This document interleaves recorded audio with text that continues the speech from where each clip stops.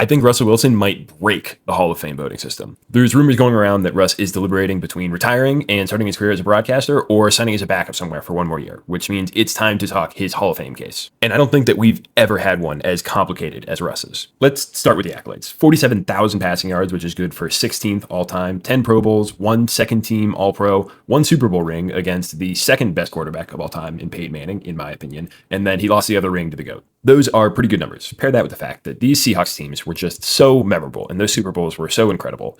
You just can't tell the story of the NFL without Russell Wilson, which is a huge pro to his case. One of the biggest arguments that I hear against Russ's Hall of Fame candidacy is that he would be nowhere near this conversation if he hadn't played with one of the best defenses of all time for a sustained period. That's probably true, but you could say the same thing for almost anybody. Brady probably wouldn't have half the rings that he did if he didn't have that generational Patriots defense. Football is a team sport, and yes, you have to have a good team around you to win a Super Bowl, and no one's above that, so I don't think it's fair to knock Russ for it. Plus, if you go and look at Seattle's offensive EPA during those 9 years where Russ was playing with them, they were 5th in the NFL. That's pretty good. He was holding his weight, he was not being carried by that defense. And that's despite what I think most people would consider to be poor offensive line play and mediocre play calling throughout his Seattle career.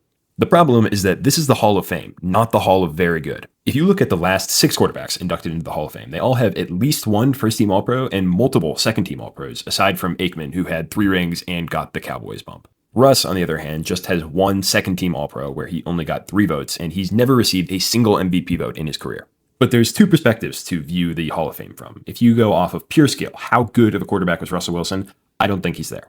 He had a couple years as a top 3-ish quarterback and then an extended stretch as a top 5 guy, but going off just skill alone, that's not good enough. He's also really not helped by his play in Denver, Pittsburgh, and New York. Think about it like this. The Hall of Fame typically inducts 4 to 9 players each year. And then if you look at his 2012 draft class, totally position agnostic, he's maybe like the 9th or 10th best guy. 2012 was a pretty good class, as you can see, but even if you put him in 2011 or 2013, he's in a pretty similar range. The other side of the argument is that this isn't the Hall of the best players, it's the Hall of Fame. And as a quarterback who took down Peyton Manning in the Super Bowl and almost took down the GOAT, Tom Brady, Russell Wilson embodies that. The problem is that he only got 1 ring. Aikman, who I would say was a worse quarterback objectively, got in, but he had 3 rings. We've seen Hall of Fame voters induct guys who've never won a ring just because they were immensely talented, like Dan Marino. And then we've also seen not as talented quarterbacks get in off of rings and legacy, like Aikman. But Russ kind of sits in an awkward zone where he's not quite good enough to get in off talent alone, and his legacy isn't quite strong enough to get in off that alone.